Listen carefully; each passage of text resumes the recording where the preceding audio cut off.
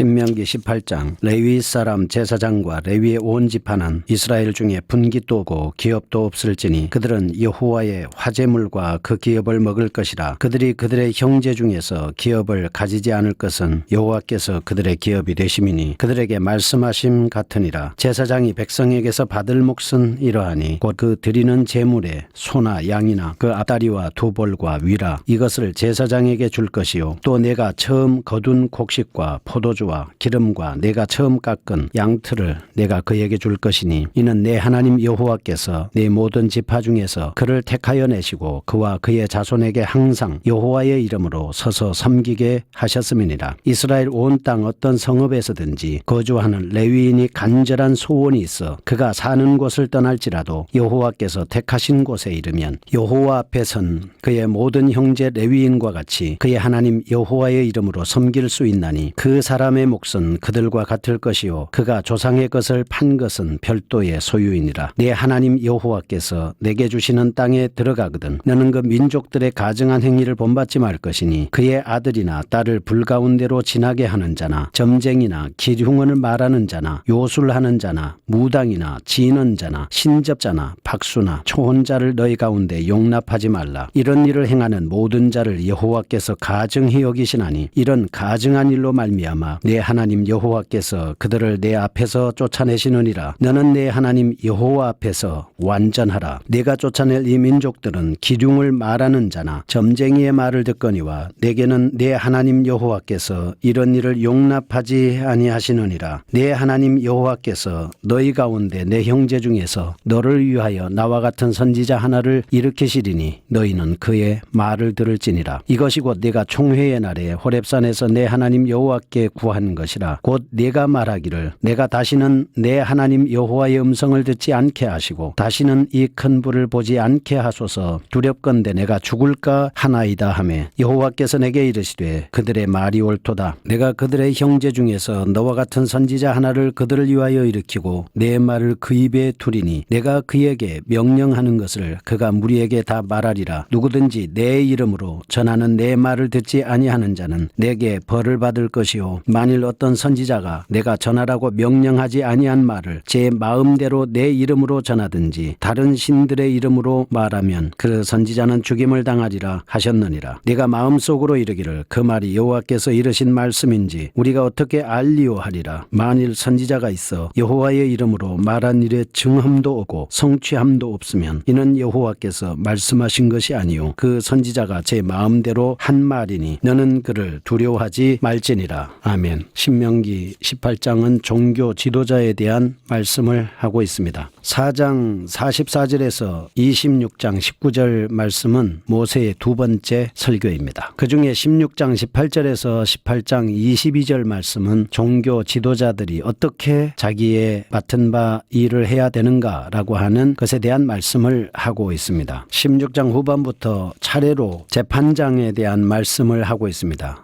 이는 16장 18절에서 17장 13절에 해당되는 말씀이고 왕에 대한 말씀입니다. 17장 14절에서 20절까지 이 왕을 세울 때는 어떻게 해야 될 것이냐라고 하는 말씀을 우리에게 잘 가르쳐주고 있습니다. 이런 말씀은 사회적으로 정치적인 지도자들에 대한 규례를 언급하고 있다 이렇게 볼 수 있습니다. 모세는 마지막으로 더군다나 종교 지도자들에 대하여 언급하고 있는 구체적인 내용을 오늘 우리가 읽었습니다. 1절에서 8절 말씀은 제사장과 레위인에 대한 규례와 분깃에 대한 말씀입니다. 9절에서 14절 말씀은 제사장과는 전혀 다른 이방인 사술자들을 용납하지 말아라 라고 하는 경고의 말씀을 우리에게 전하고 있습니다. 그러면 1절에서 8절 말씀을 우리가 한번 살펴보겠습니다. 제사장과 레위인의 분깃에 대한 말씀을 보겠습니다. 제사장과 레위인이 백성들로부터 받을 수 있는 분깃에 대한 규례입니다. 이 말씀은 민수기 18장 8절에서 24절에 이미 언급한 적이 있습니다. 1절에서 4절 말씀은 백성들이 제사장과 레위인의 분깃으로 돌려야 할 것들에 대한 상세한 내용을 말씀을 하고 있습니다. 자세하게 살펴보면 5절은 제사장과 레위인이 백성에게서 분깃을 취할 수 있는 이유입니다. 그리고 6절에서 8절 말씀은 중앙성소에서 봉사하기를 원하는 경우에는 하면 그것을 허락하고 동일한 대우를 하라라고 하는 규례에 대한 말씀을 하고 있습니다. 한번 보겠습니다. 1절입니다. 레위 사람 제사장과 레위의 온 지파는 이스라엘 중에 분깃도 없고 기업도 없을지니 그들은 여호와의 화제물과 그 기업을 먹을 것이라. 그들이 그들의 형제 중에서 기업을 가지지 않을 것은 여호와께서 그들의 기업이 되심이니 라고 그들에게 말씀을 하셨습니다. 분깃을 주지 않는 이유는 하나님이 기업이다 라고 하는 것입니다. 이는 하나님을 섬기기만 하면 하나님께서 그들의 삶을 책임지시고 이끌어주시고 인도하신다 라고 하는 말씀입니다. 제사장을 보겠습니다. 3절입니다. 제사장이 백성에게서 받을 몫은 이러하니 곧 그 드리는 제물에 소나 양이나 그 앞다리와 두 볼과 위라. 이것을 제사장에게 줄 것이요. 또 내가 처음 거둔 곡식과 포도주와 기름과 내가 처음 깎은 양털을 내가 그에게 줄 것이니 라고 이렇게 말씀을 하고 있습니다. 그러니까 여기에서 제사장의 몫은 앞다리와 두 볼과 위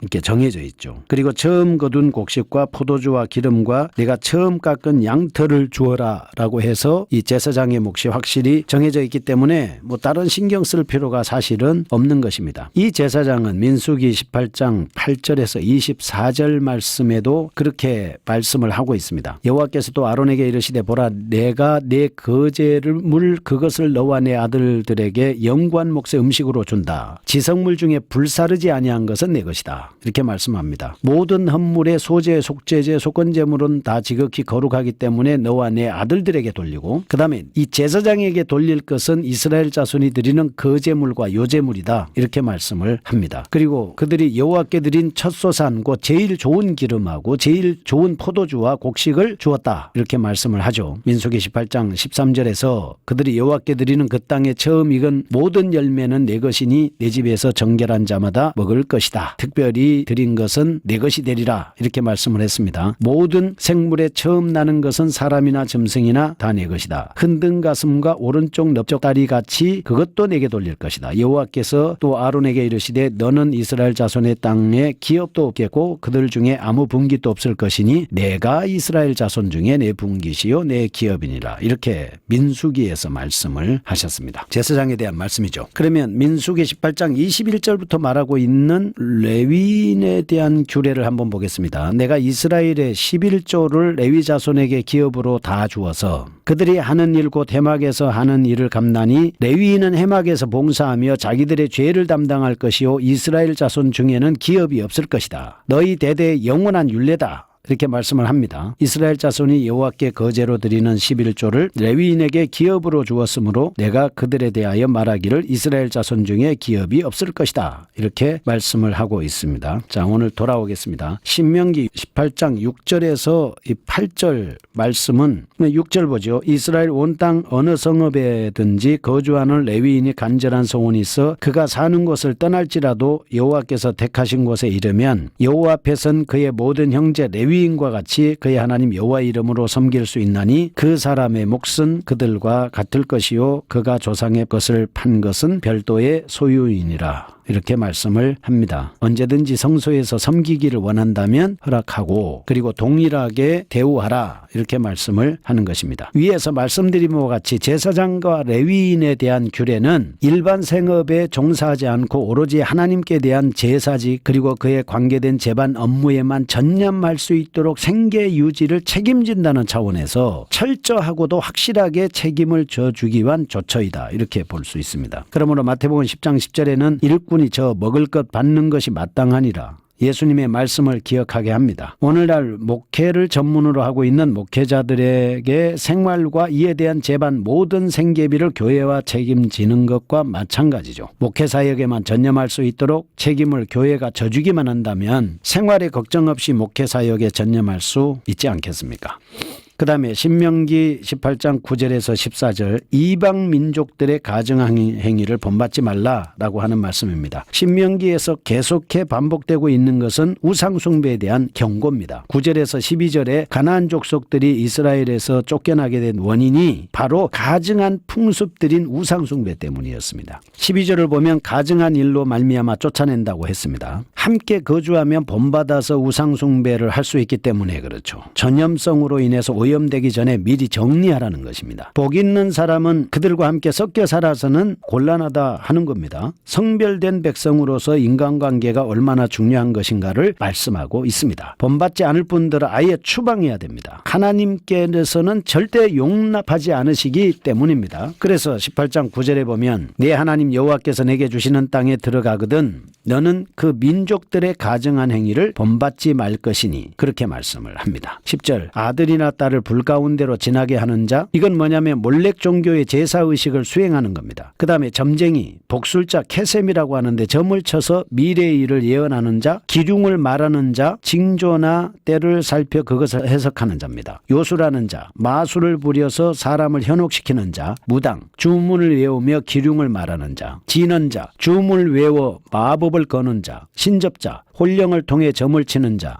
영매자라고 합니다. 박수, 원래는 마자, 무당을 가리키는 말이지만 여기서는 점쟁이 혹은 마술사라는 뜻입니다. 초혼자, 죽은 자들을 불러내서 미래의 일을 물어보는 자, 너희 가운데 용납하지 말라. 없애라, 쫓아내라 하는 것입니다. 이런 일을 행하는 모든 자를 여호와께서 가증히 여기시나니 이런 가증한 일로 말미암아 내 하나님 여호와께서 그들을 내 앞에서 쫓아내시느니라. 13절 너는 내 하나님 여호와 앞에서 완전하라. 내가 쫓아낼 이 민족들은 기륭을 말하는 자나 점쟁이의 말을 듣거니와 내게는 내 하나님 여호와께서 이런 일을 용납하지 아니하신다. 이렇게 말씀을 합니다. 왜냐하면요, 하나님께서는 성도들에게 온전하고 거룩한 삶을 요구하고 있습니다. 레위기 19장 2절 말씀해 보면 너희는 이스라엘 온 회중에게 말하여 이르라. 너희는 거룩하라. 이는 나 여호와 너희의 하나님이 거룩함이니라. 신명기 18장 13절 너는 내 하나님 여호와 앞에서 완전하라. 마태복음 5장 48절 그러므로 하늘에 계신 너희 아버지의 온전하심과 같이 너희도 온전하라 요구하십니다. 하나님 완전합니다. 온전하십니다. 거룩하신 분입니다. 하나님은 스스로 계시는 분이기 때문에 흠이나 점이나 연약함이 전혀 없습니다. 어떤 외부의 영향을 받지 않으시고 영원전부터 영원까지 계시는 분이십니다. 요한계시록 22장 13절에 보면 나는 알파와 오메가요 처음과 나중이요 시작과 끝이라고 말씀합니다. 스스로 시작하시고 스스로 끝이시고 마침이시기에 완전하신 분입니다. 우리는 부족한 존재이긴 하지만 성령님을 주셔서 완전한 삶으로 나아갈 수 있도록 인도해 주시는 분 하나님이십니다. 계속해서 성경 통독으로 완전함에 나아갈 수 있기를 축복합니다. 15절에서 22절 나오는 이스라엘의 선지자 제도에 대한 약속의 말씀입니다. 15절 선지자 제도에 대한 하나님의 직접적인 약속입니다. 16절에서 20절은 선지자 제도가 생겨나게 된 역사적인 배경이고 21절에서 22절은 참 선지자와 거짓 선지자를 구별해내는 방법을 말씀하고 있습니다. 하나님이 선지자 제도를 약속하신 이유가 무엇입니까? 이방 사수를 본받지 말라고 하셨기에 그 대안책으로 하나님께서 소통할 사람을 중간에 세운다고 하신 겁니다. 이렇게 구약시대에 하나님은 말씀을 증거하고 그들을 영적으로 하나님과의 관계에서 잘 돌볼 수 있도록 세워주신 목자, 그가 바로 선지자였습니다. 더군다나 가장 중요한 것은 참 선지자는 우리 구주 예수 그리스도입니다. 구체적으로 말씀을 살펴보겠습니다. 15절 내 하나님 여호와께서 너희 가운데 너희 형제 중에서 너를 위하여 나와 같은 선지자 하나를 일으키시리니 너희는 그의 말을 들을지니라. 16절 곧 내가 총회의 날에 호렙산에서 내 하나님 여호와께 구한 것이다 말씀합니다. 내가 다시는 내 하나님의 여호와의 음성을 듣지 않게 하시고 다시는 이 큰 불을 보지 않게 하소서 두렵건대 내가 죽을까나이다 하며 그래서 하나님이 너와 같은 선지자 하나를 일으켜서 말씀을 그 입에 두고 명령하는 것을 무리에게 말할 수 있도록 누구든지 내 이름으로 전하는 내 말을 듣지 아니하는 자는 내게 벌을 받을 것이요 20절 만일 어떤 선지자가 내가 전하라고 명령하지 아니한 말을 제 마음대로 내 이름으로 전하든지 다른 신들의 이름으로 전하면 그 선지자는 죽임을 당하리라 말씀을 했습니다. 21절 내가 마음속으로 이르기를 그 말이 여호와께서 이르신 말씀인지 우리가 어떻게 알리오 하리라. 22절 만일 선지자가 있어 여호와의 이름으로 말한 일에 증언도 없고 성취함도 없으면 그 선지자가 제 마음대로 말한 것이니 너는 그를 두려워하지 말지니라 말씀을 합니다. 선지자와 오늘날 교역자와의 관계를 살펴보겠습니다. 선지자들의 자격과 자세를 살펴본다는 것은 오늘날 교역자들에게 요구되는 동일한 자격과 자세를 살펴보는 데 도움이 될 수 있습니다. 선지자는 반드시 하나님이 일으킨 자입니다. 선지자는 백성을 위해 헌신해야 됩니다. 선지자는 하나님으로부터 말씀만 과감없이 전달해야 합니다. 자기의 생각이나 말씀과 상관없는 궤변을 늘어놓거나 미혹하거나 자기 자신의 생각이나 꿈 이야기 등을 지어내서는 거짓 선지자가 되는 것입니다. 선지자는 하나님의 이름으로 말씀을 선포해야 합니다. 선지자는 하나님의 이름이 지니고 있는 권위의 의식에서 말씀을 선포해야 되고 그 결과 하나님의 이름의 영광이 돌아가도록 해야 합니다. 오늘날 교역자들도 하나님의 말씀에 따라서 하나님께 영광이 돌아가도록 주어진 하나님의 이름의 선포의 사역을 잘 감당해야 되겠습니다. 지금은 너희는 온 천하에 다니며 만민에게 복음을 전파하라 말씀하셨습니다. 말씀만을 전파하는 것이 바로 선지자의 사역입니다. 거룩하신 하나님 아버지, 우리에게 주어진 사명을 잘 감당하게 하여 주옵소서. 예수님의 이름으로 기도합니다.